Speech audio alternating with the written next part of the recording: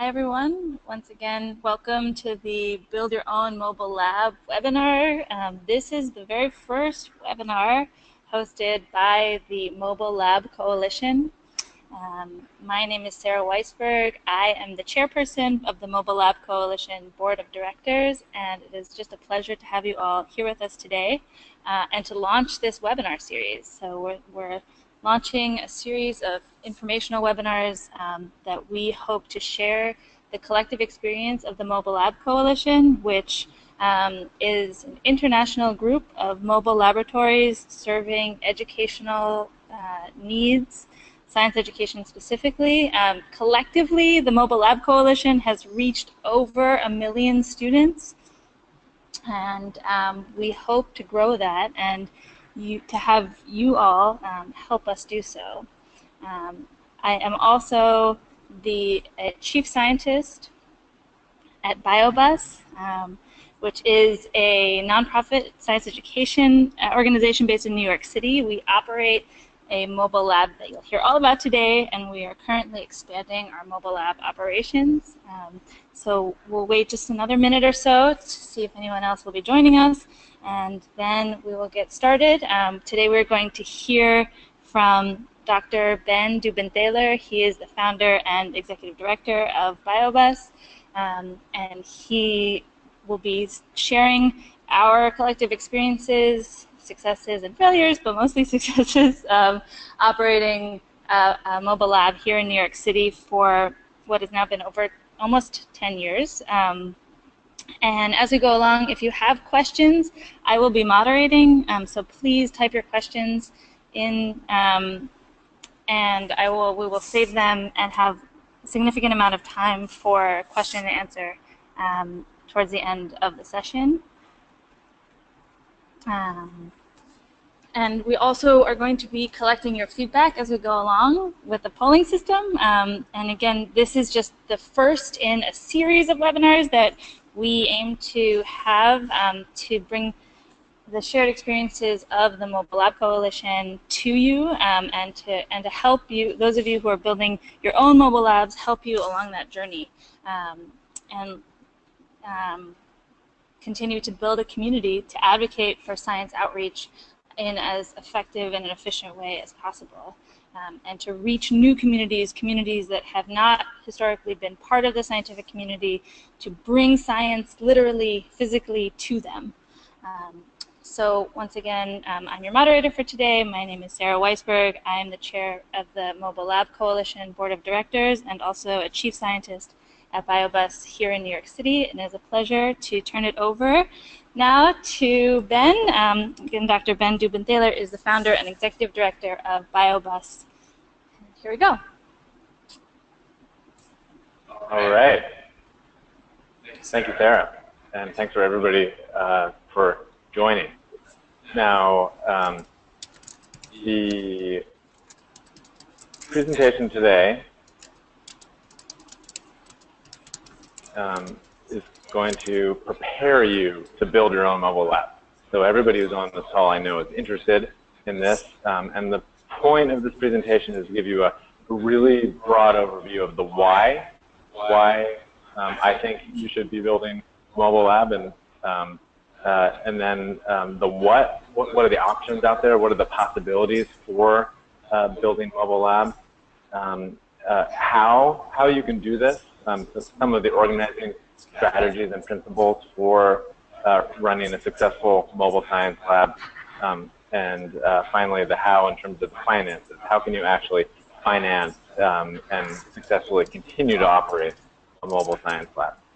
So what I'd like you to do is actually, as I'm going through this presentation, which I'm going to try to keep as brief as possible, what I'd like you to do is actually start writing down your answers to these 4 questions. And by the end of this presentation, I hope that everybody has a draft of their business plan, sort of their model for their own mobile science lab that will allow you to go to other people in your community, will allow you to go to potential funders, allow you to go to potential volunteers, and start really convincing other people to support your project and to join you in building your project, and hopefully get you on the road and start getting people excited about science. So we're going to start with the why. So again, as I'm going through these points, I want you to really think about your own situation, your own community, right? What's the need in your community? Of course, I'm going to be speaking to you from the point of view of my own experiences in New York City and conversations that I've had with many other mobile lab organizations in the country and around the world. But everybody's need is different. Everybody's community is different. So again, I really want to encourage you to start really, as I'm speaking, think about your own community. And to that extent, we're going to start with the first of 4 polls. So Sarah, if you can get that first poll started up. What I want you to start to do is go into this quick poll and select which of the following community needs will your mobile lab address. And so I've put together a few possibilities that I had in my mind, but again, you could have your own ideas here. The point of this is for us to get a sense for what you're thinking, but also for you to start thinking about it yourself. So let's take 30 seconds for everybody to finish up that quick little poll. We're not going to be holding you to these answers, so just click the boxes that resonate most with you.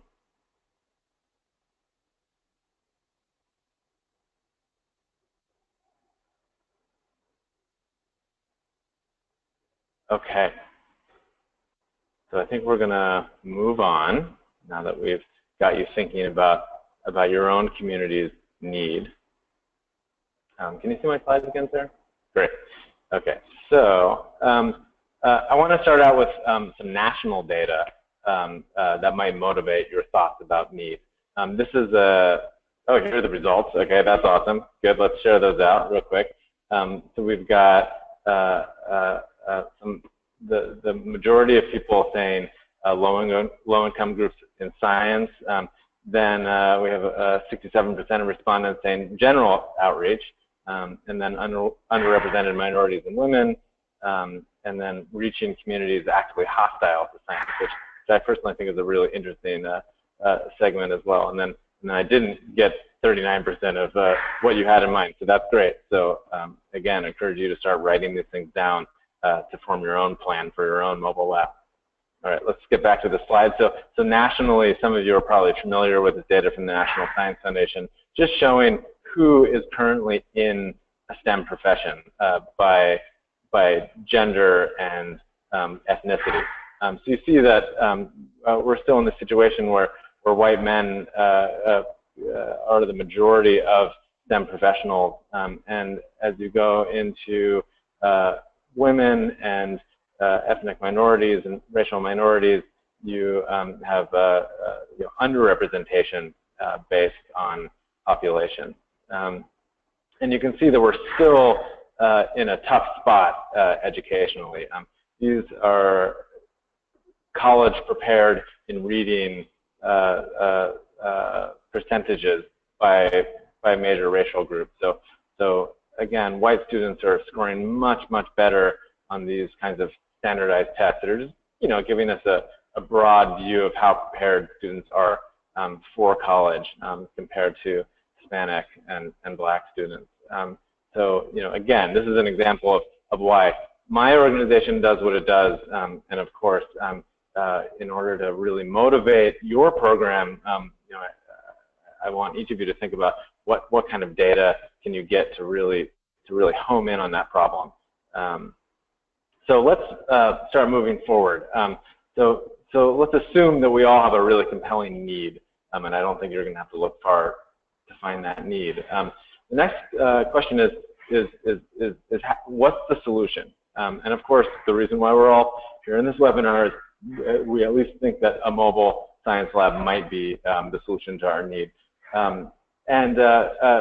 But by vehicle, I also speak metaphorically, right?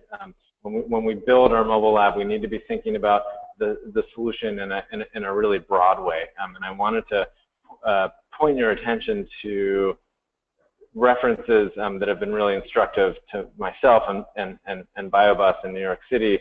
Two references, one describing STEM ecosystems, which talk about science education, can't ever just be a mobile lab or really any one solution, right? It's got to be solutions that exist at home, at school, after school, and during school breaks, and then of course in our science, technology, and engineering and mathematics focused institutions. Another really nice paradigm I like a lot is the STEM pathways paradigm, which is in a nutshell an idea that says that what we're doing with students when we're introducing them to science education on our mobile lab is not creating a pipeline for students to then become scientists. It's this idea that there are a lot of different pathways both into and out of science education. And different students have different outcomes, but that you can powerfully impact and improve students' lives in many different ways at many different points along their educational lifetimes and beyond. So not to think of it as just a linear pathway through education programs, but really as a network of feedback loops is the way I like to think about it. Let's do another quick poll. Sarah's going to turn this on, and just to get you thinking, and also, of course, to give me a sense for where people are at, click on what you think the general focus, and again, you may have multiple, but if you can pick the general focus of the curriculum that you're thinking about for your mobile science lab. And let's take 15 seconds for everybody to get that in.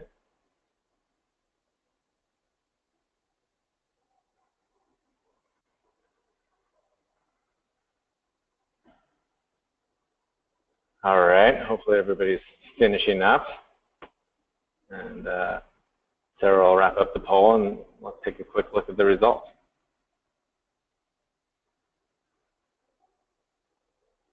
All right. Okay, interesting. So I really missed the mark here. The majority of you were other. So obviously need to add some more categories in there. And I'm really curious to find out what those others were. A bunch of people said general focus, then life sciences or biomedical, and then physical sciences.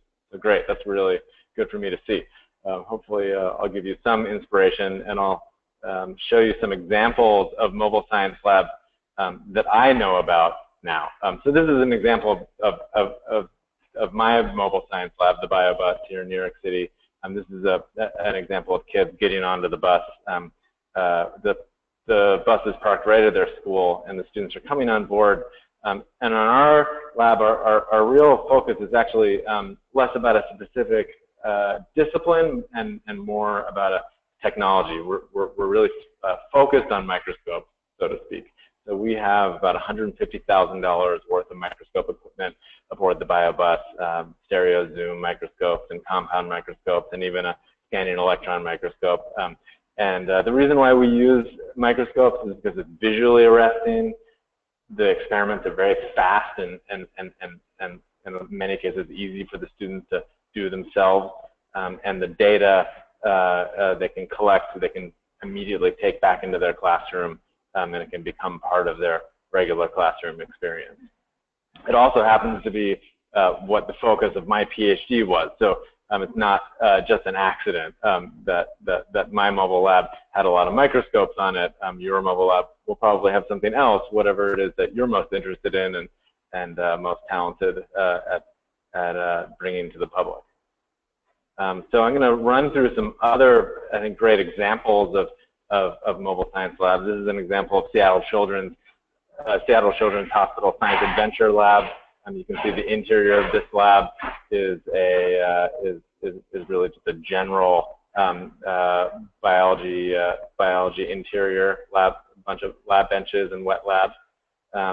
This is another example, I think, a pretty out there example from Oklahoma Museum Network of how you can have an inflatable astronomy dome pop out the back of your mobile science lab, which is, I just think, incredible that that actually was done. So really, the sky is the limit, I think, is the point of this slide. You don't have to even have an internal combustion engine to have a mobile science lab. This is a fantastic example of a super simple yet elegantly executed mobile science lab from the Minneapolis Parks and Recreation. It's just you know, it's a trailer on the back of a bike, and they bring it to festivals and get kids interested in entomology and soil science. There's the physics bus in Ithaca. They have a number of really fantastic hands-on physics demonstrations. The MD Bio Foundation, one of the founding members of the Mobile Lab Coalition, focuses on biotech, and in fact, it's a biotech professional organization that funds much of their activity. And the final example I want to show, and these are by no means the limit, but the final example is how you can showcase renewable energy on your mobile lab. This is actually the roof of the BioBus. We have a 2.3 kilowatt solar array on the roof that we use also as a teaching tool. I also want to mention that this is not just a movement limited to the United States. This is a picture of the Princess Basma Youth Resource Center Eureka Lab just before its launch several years back. And this is a youth group NGO in Jordan that we worked with to help start this mobile science lab. And when you're starting to think about your own mobile science lab, one thing that I like to do is think about, okay, what are the components that I think are going to get kids most excited about? So recently I went through this exercise. I'm thinking about building an urban agriculture mobile lab. So I thought, okay, some things that the kids are really going to like on the mobile lab would be a mobile raised bed with plants growing in it, an insect habitat so they can see insects and how insects can, what role insects play in urban farming, and then a mobile chicken coop.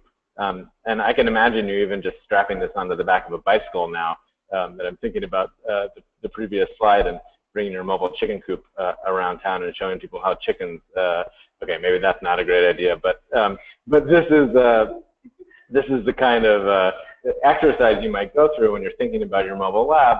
And then think about, okay, so how am I going to actually put those different elements inside of whatever vehicle I end up with. And as you noticed, there's a whole range of vehicle types that you have at your disposal, from a bus to a bike trailer to a 60-foot tractor trailer with slide outs. I mean, there's really you know, no limit you know, almost to what you can do, and starting to sketch out you know, actually what you want, and then starting to think about, okay, how are the students going to interact with these things? How are we going to make this hands-on? What are they going to take home with them? What are they going to do when they get back to the classroom with what they've done on here? Which might start thinking about, okay, worksheets or data somehow being taken from the mobile lab experience back home. The other thing, of course, to think about is not just the equipment, but of utmost importance are the actual people that are part of your team. So again, I'm just showing you an example of the people who are on the front lines for the BioBus doing most of the actual teaching are scientists, and that's part of our model, is giving students the chance to interact with PhD and master's level scientists on our mobile lab and in all of our programs. And the other thing to think about with your team is who they are, right? You ideally want to try to get your team to reflect the community that they're actually going out and teaching. So that's another thought process you should go through. And finally, I'm thinking about the difference between staff and volunteers. Most organizations, including our own started with no paid staff and just as a volunteer organization. So again, we've been at this for 10 years, and we have this staff of 10 scientists that run our programs. But you need to think about where it makes sense for you to start. So that brings me to the next topic, which is how. How are you going to organize all of this? And so let's do another quick poll. Sarah's going to turn on a poll that's going to ask you, what kind of organizational model do you see yourself using? And this could be constrained if you're already have an academic affiliation and you feel like that's where you want to go, or an industry affiliation, or if you're part of a school system, or if you think you want to start an independent organization. Quickly go through and check the one that you think is most likely for you. I know not all of you will necessarily have figured out the final answer yet, but let's just get a sense for people on the webinar what they're thinking. Let's take another 10 seconds.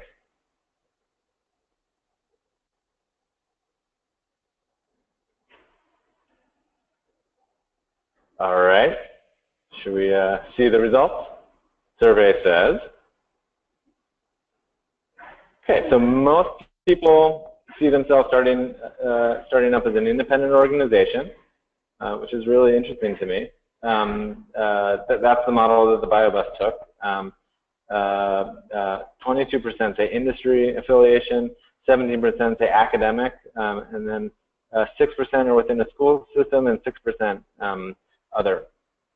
So great, thank you for that feedback. All right, so I'm not going to try to address each of those organizational models, because each of those organizational models are very different, and what I want to say is, I think, as a general principle from the experience that I've had with BioBus and the experience seeing what other mobile labs are doing, is that what's important is that you're community centered, and it doesn't matter if you're an independent organization or academic affiliated or industry or within a school district itself. Understanding the needs of your community, making connections in your community, and really striving to serve the community that you're choosing to work with. And so the example here that I'm giving for the BioBus, that big blue star in the middle, is actually a community science lab. So not a mobile lab, but a lab that's inside of a community center, a longstanding community organization here in New York City called the Lower East Side Girls Club, hosted us and allowed us to build a community lab. And then those red dots, the red marker points, those are schools in that community that the BioBus visits pretty much every year. And so the idea is, again, you don't want the mobile lab to be a once and done situation. You want to figure out some way to continue long-term engagement with your community, because you're not going to change somebody's view of science by bringing them on a bus once, no matter how cool the experiment is.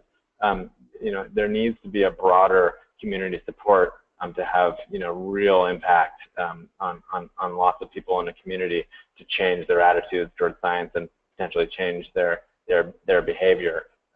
So that's what we're representing here, is the idea of broad scale community impact, where you're working with schools, community organizations, community groups, elected officials, and really tying things together over months and even years. And this is just an image that gives an example of that. I'm actually presenting this webinar to you from inside of BioBus's new community science lab here at Columbia University's Zuckerman Institute. And this is our first group of interns that we recruited from Harlem, from the Bronx, and from Washington Heights, who came here to do in-depth programs. Many of these students were on the bus before they applied for those internship programs. So an example of how building community through your mobile lab is often a means to an end, a means to getting students engaged long-term with your programs and getting the community engaged long-term with science. So the last piece of this is the financing, and I know this is, for me, the scariest part, and I'll bet for a lot of you the scariest part. How do you pay for all this, right? So I think what I want to say is that the BioBus started out looking like this. This is a picture of the BioBus in the Badlands of South Dakota,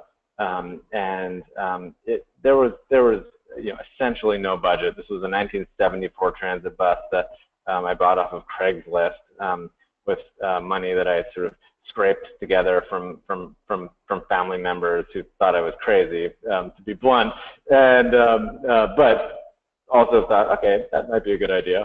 For a lot of years, this is what it was. And if you think back to that sort of bike with a trailer model of your mobile science lab, right, that would be an even lower budget way to start. And I would encourage you to start low budget. I would encourage you to start with really just the core ideas, right? Is there an experiment that you think people are going to be excited about? Is there a community that you think really just never has the opportunity, or very, very rarely has the opportunity to engage with science and with scientists, and start small and start there. This is an example of what you can do when you have more of a budget. This is 3D CAD designs for BioBus's next mobile lab that is going to be hitting the road sometime in the next few months. But again, you don't have to start here, right? Start with a pen and paper sketch of what you want to be at each of your stations, right? What experiments you want to do inside. I want to show you an example of no matter how small your budget is, you do want to write it down, right? And you do want to have that there for supporters to show them, like, how much is this going to cost, right? If you're asking people for money, right, they're going to want to see some of these details. Even if it's broad, right? Try not to get too bogged down in the details at first. Make assumptions, right? Simplify things. Have a simple budget to start out with. This is an example of a pretty simple budget for this urban agriculture bus that I put together. How many people, how many staff do you want, right? How many managers do you need? How many people do you need doing logistics and program operations and talking to the schools and working out parking maps? These numbers could be 0 and 1, right, for you to start out with, or even all zeros up the board and it's all volunteer, right? Don't be constrained by these numbers. I'm giving this to you as an example of some of the budget categories that you might want to consider. The other thing that you want to break your budget down into is, what are your one-time costs? What are the things that are going to be buying a vehicle, or buying that bike trailer, or having a banner printed for when you go to a festival, right? Things that you're going to really only have to do once, versus continued operating costs, right? Salaries, for instance, are usually an organization's largest continuing operating costs. But lab supplies as well, right? Things that you're going to go through year after year. So that's the expense side of a budget, right? I'm not talking about income here at all. These are all expenses. For the income side, I'm going to keep it pretty broad, because this is, again, going to look very different for everybody, depending on where you're at. But since many of you are considering starting your own organizations, what I'd say is that the two broad categories here, contributions revenue and program revenue. An organization, an independent organization that has some of both of those tends to be a strong organization, right? Because what it means is that you can weather dips in one source of revenue or another. And in general, the more you can diversify your revenue, the better. Now, I'm not saying that if somebody wants to give you money for the whole thing, you should say no. But what I am saying is that even if somebody right now is giving you money for your whole program, you should already be thinking about how to diversify that, right? And how to bring in other streams of income, so that when that money eventually runs out, right, you have a plan B, right? You can continue your programs and keep supporting the students that will come to depend on you. So, broadly, contributions break down into private foundations, individual donations, sponsorships, which often are corporate sponsorships, government grants, which tend to be things that only somewhat more mature organizations apply for because they're harder to apply for and harder to get. And then program revenue, which is program fees and contracts for service. And I would encourage everybody to consider having some amount of program fee. We have a sliding scale at the BioBus that starts from as low as $1 a student, and then for schools that can pay, it goes up to $15 a student. But having even a small amount of fee often will engage schools and community groups in a way that they might not if it's free. Sometimes people will take for granted what you're doing. And if there's even a token amount of money, sometimes a little skin in the game can really change the relationship. Now, I want to end with a quote from one of our students that I hope kind of brings things together. The student was applying for one of our internship programs and says that, I can remember when I was in middle school and I boarded the BioBus and went home and told my parents, I do not want to be a lawyer no more, I want to be a scientist. And this is a student that then as a high school student applied for and got into one of our internship programs. Now, I don't have anything against the lawyer. My mother is actually a lawyer, and she may be on this webinar. But I think this quote does say it all in terms of inspiring students to think about science. So just to conclude, and of course we'll go into question and answers now, but just before we go into Q&A, I just want to give a plug for the Mobile Laboratory Coalition Conference, which is happening end of July, July 25th through 28th at Rutgers University in New Jersey. I will be there, many of my staff will be there, and dozens of other mobile lab administrators, frontline staff, program coordinators, the whole range will be there, and it's a great place to really become part of the community and hone your ideas. And the last thing I want to do is that even if you can't make it to the Mobile Lab Coalition, sign up for the Mobile Lab Coalition mailing list.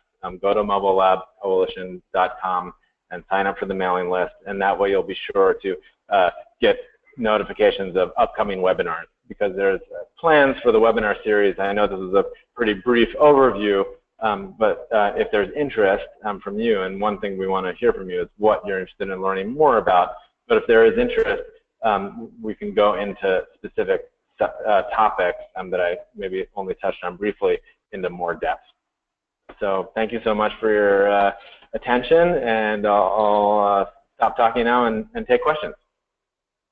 So the first comment we have is somebody says it would be great to have a template of a budget so that we can have an idea of how much construction and maintenance costs for those people who are not familiar with owning a truck or a bus. Yeah, that's a great question.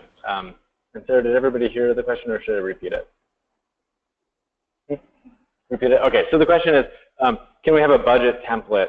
And one reason you would want a budget template is because you may never have operated a bus or a truck before, and so you're not familiar with how much insurance costs, how much it costs to park, how much fuel costs, how much maintenance is. And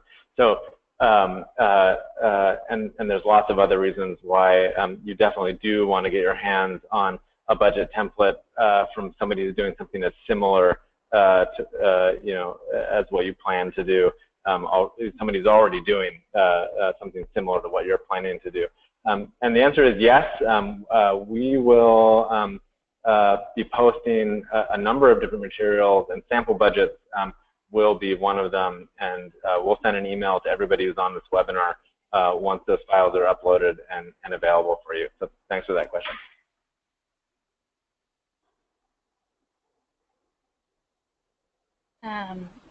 Does anyone else have if you have a question, please feel free to type it in. We're reading them as we go along. Oh, I see. Ha, thank you. Coming in. Can operating a bus become a primary source of income? Great question. So, if I understand the question correctly, can you operate a mobile lab and have that cover the cost of your entire organization? And the answer is yes. One of the reasons to operate a mobile science lab is because it can be quite efficient in terms of saving schools cost of hiring a bus company, taking the whole day out of school, getting chaperones, permission slips, all so that they can do a field trip, say, to a science museum. And it's not that we don't want students to go to a science museum, but what I think is happening is that a lot of schools aren't going to science museums because there's so much expense and time involved in it. And so a lot of teachers will actually want to bring a mobile science lab to their school so that they can save a lot of that expense. But what that means is that often the schools are willing to, they're willing to spend out of their school budgets to offset the cost of running the program. And I think there's definitely a model where you cover the cost of your program completely by program income. Now, the model that the BioBus has, because we have a mission specifically to reach low-income communities in New York City, we have a sliding scale, and the program fees that aren't paid by a school in any given day are then subsidized by private foundations, individual donors, corporate sponsorships, or city or state grants or contracts with city agencies at the city or state level. Yeah.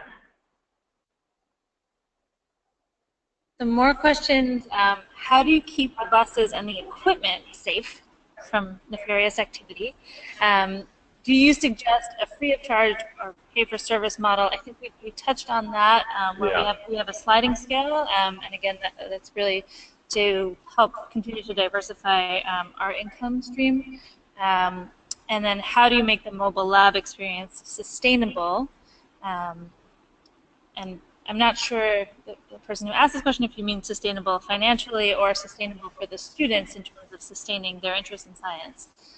Sure. So I'll take those questions in order. So first, in terms of protecting the valuable asset of your mobile lab, it's definitely something that that we think about a lot. And one of the disadvantages of, say, our current bus is that a bus by nature has large amounts of glass, right? At the very least, there's a windshield, and that windshield always makes me nervous. Our organization, the way we approach it is that we make sure that we always park the bus in a place that A, is secured, and B, is covered under our insurance policy. So that's, I think, the second part of that, or maybe another part of the answer is that you do have to prepare for the possibility that something bad might happen, no matter what precautions you take. And so insurance, for us at least, is just a cost of doing business in case something does go wrong. And then, the other way to approach it is to, for instance, design your vehicle so that it's very difficult for somebody to break in, for instance. And so that's actually one of the reasons why our mobile lab, the new one that we're building, is actually going to be in a trailer, because the trailer doesn't need to have nearly as much glass. In fact, doesn't need to have any at all. So it can be much more easy to secure. And the question about sustainability,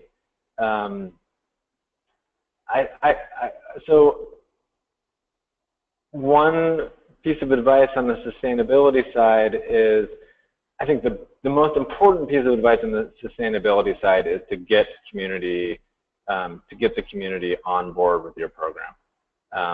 That's the most powerful thing that you can have with I think any community program, but especially mobile labs, which are going out and reaching and providing services to a lot of different people in the community in a very visible and tangible way, is to get the people that you're serving in your community on board early and keep them there. You know, what that means is developing relationships, talking to people, finding out what people need, finding out what the pain points for science education are for teachers, finding out if community leaders, either whether that's civic leaders or elected, you know, could be elected politicians, you know, talking to them, getting their input, and taking their advice, and making them you know, key parts to the development of your program. Having those stakeholders to write you letters of support for grants, you know, that's a place where that's huge. Making sure that the programs you're delivering are really meeting the need, right? You don't want to develop a program that that doesn't meet a real true need in your community. So I hope that gets to some of the answer for that question. So there's a couple questions here about follow-up from this session, and including the Mobile Lab Coalition. So just very briefly on that, yes, we will be posting and sharing the slide deck, the recording of the webinar. Yes, the Mobile Lab Coalition does have a listserv, again, mobilelabcoalition.com, and a Facebook page. And in addition to that, I want to just highlight again, we have a yearly conference, an annual conference this year. It's in New Brunswick, New Jersey. However, we are now hosting webinars throughout the year to try to keep this conversation going more regularly and to try to be a source of support, especially for those who are starting out. So speaking of starting out, we have a couple of other sort of starting out questions. How many days do we spend on the road?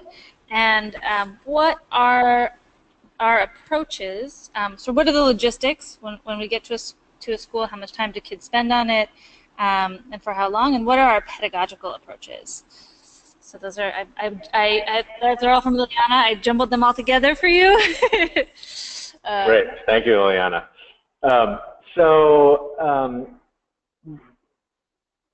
I'll try to answer that question in a really broad way, which is, so I will answer your question just straight out.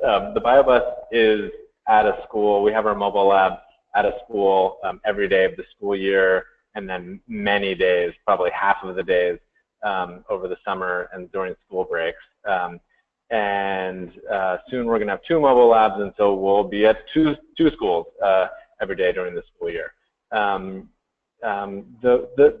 more broad answer to that question, however, is, I think, goes back to what I was saying just before in the response to the previous question.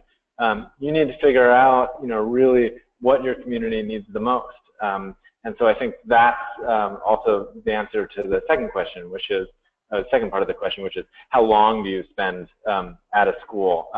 So the BioBus, the model that we've worked out is that we'll spend a whole day at a school, sometimes multiple days, but each class is only 45 minutes long, so they're normal science class. And that was a response to a need. When I started the bus out, I thought that kids were going to spend the whole week on the bus doing experiments, and we were going to have a really in-depth program happening on the bus itself. But the feedback that I got from teachers was that what they really wanted was all of their students to be able to come on to the bus, and that it was actually much easier for them logistically in terms of their schedules for them to do it just during the 45-minute science class. So that's the model that we've settled on. Now, we still want to do the in-depth program, right? We don't want that 45-minute session to be the last exciting science experience that somebody on the BioBus has. And that's why we started building the community science labs in partnership with community groups and academic institutions to give, to make labs, again, close to where the students are, you know, in the communities where they live, where they can come after school and outside of school time. So that was our approach to it. But again, you know, I really encourage all of you to start talking to teachers in your community, start talking to people who are currently running after-school programs, and no one person is necessarily going to give you the right answer, but you can start putting together a composite, start collecting data. And the flip side of that is sometimes you've just got to try it. Sometimes you've just got to try something and you hope that it works. And when you see that it's not working, you adjust. The logistics of like what happens when you get to a school, that's a whole other part of the operation for us. We have an entire operations team that's two full-time staff members that communicate with the school staff to make sure the bus is the parking spot, to make sure we've got a schedule that makes sense, to make sure that the teachers have the worksheets for prep and for follow-up. That's how we operate.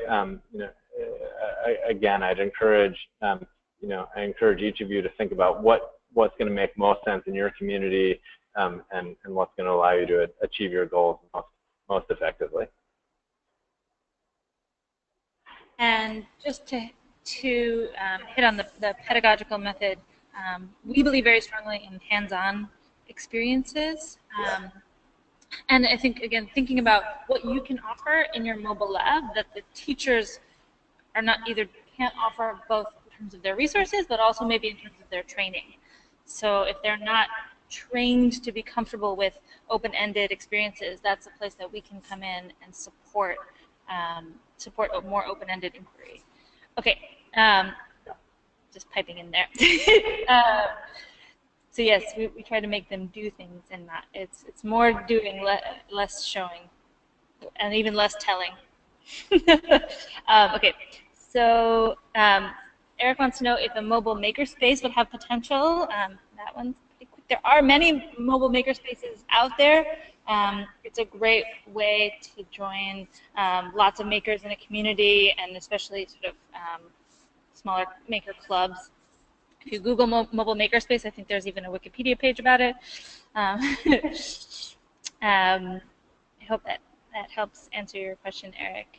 And I think if you look on the Mobile Lab Coalition membership directory, which is something that each of you should do, is go through that directory listing and find the mobile lab that most closely matches what you want to do. There are a number of mobile maker labs in that directory. I mean, if you're in Manhattan, Kansas, and you want to start, a mobile agriculture science education lab, go to the mobile lab membership list, and you'll find that Modesto has an Ag in Motion bus. So that's an example of the kind of the kind of models that I think people who are just starting should be looking for. There's a great question here from Aaron. Is there any data on success rates of independent mobile labs versus those associated with pre-existing community institutions? Huh. I'll defer to you on this one, Sarah. Yeah, I think you know the literature better than I do. I don't know of any data in that speaks to that specific question. Anecdotally, I can tell you that in my experience, there's being independent will help you, be in charge of guiding and crafting the direction of a mobile lab. It will also mean that you'll have, you have to do more of the upfront work to start to get your fundraising mechanisms churning. But once you do, you can set the direction, as opposed to if you're part of a much larger institution, sometimes it's easier to get access to funds, but also you tend to be at the mercy of changes that might be out of your control. I hope that answers your question, but feel free to ask another if it didn't get at what you wanted to know. I have another question about how easy is it to get corporate sponsors on board? either financially or through equipment donations? Yeah, great question. One of the first supporters that BioBus had was Olympus of America. They make amazing microscopes and research microscopes. And one of the first donations we got was a compound microscope with a digital video camera on it from Olympus. So I think the answer is getting equipment is a great place to start with fundraising. A lot of times, companies, especially larger companies, are willing to make in-kind donations like that. And for a mobile lab, that can be really a key startup expense. And how long was it between when you bought the bus and when BioBus was your full-time paying job? Oh, that's a great question. Yeah. So this sort of goes back to what I was saying earlier. The question is, how long did it take me to essentially pay myself a salary? And the answer is about, well, it was about a year and a half before I paid myself any salary, and I think it was about maybe 3 years until I was paying myself sort of a minimal salary, like a sort of a above poverty wage salary. So it took a while, and I don't think it has to take that long, but I don't think it's impossible that it would take that long again, starting from scratch. And I think that's not specific to mobile labs. I think that's specific to entrepreneurs in general. It can take a while to start bringing in enough revenue. You're paying everything else first, and then yourself, because you're just trying to get it off the ground. Hopefully everybody didn't just hang up on the webinar. Here's what I'd say. I'd say that Patrick wants to know if you would start it up the same way that you did it, if you would do it again the same way. Yeah, no. The answer is no. I think what I would, the reason why I wanted to put this webinar together, and the reason why I and the Mobile Laboratory Coalition will continue to put these webinars together, and part of the reason why we hold this conference every year, is to help people not make the same mistakes that we made. And one of those mistakes is not paying yourself for that long. And I think that it can be done faster and smarter with the support, especially support from a community that, again, already made many of those mistakes.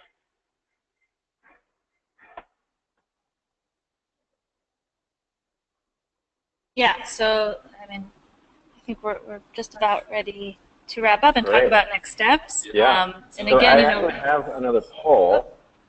Sarah, can you? Yes, I can. Can you launch that poll? This is the next step poll. I hope each of you now have your sort of 4 stages in building your mobile lab started to get sketched out. And so the question is, how are you going to? What are you going to do with that now that you've got it? Hopefully, I've inspired you to still want to build your own mobile lab. One of the dreams that I have coming out of this webinar is that 5 of you, even if only 5 of you, actually started your own mobile lab. Potentially in a year or 2 years, you could be reaching 20,000 students a year who wouldn't otherwise be coming into direct contact with exciting science and scientists. Multiply 5 times 20,000, that's 100,000 students a year. Multiply that by 10 years, we're talking 1 million people, over 10 years that are having a positive experience with science that wouldn't otherwise. So that's my goal, and I'm here to support this community any way I can. And so there's a couple ways that I know that you can get that support. One is joining the Mobile Lab Coalition email list by going to mobilelabcoalition.com And right on the home page, if you scroll down to the bottom, that's what the email list is. Consider attending the Mobile Lab conference in Rutgers, New Jersey, July 25th through 28th. I will be there, Sarah will be there, and there will be workshop presentations specifically for people who are just getting started. So bring your notes from this call, bring the research that you do between now and then, and let's sit down in a room together and really work it out and make this real for you and for your community. Next thing on the list of next steps is Sarah recorded this webinar, and we are going to make it available. I'd encourage you to share the webinar with other people who you think might want to build their own mobile lab, and also people in your community who you think might benefit from seeing this webinar and help you build your team to build the mobile lab in your community.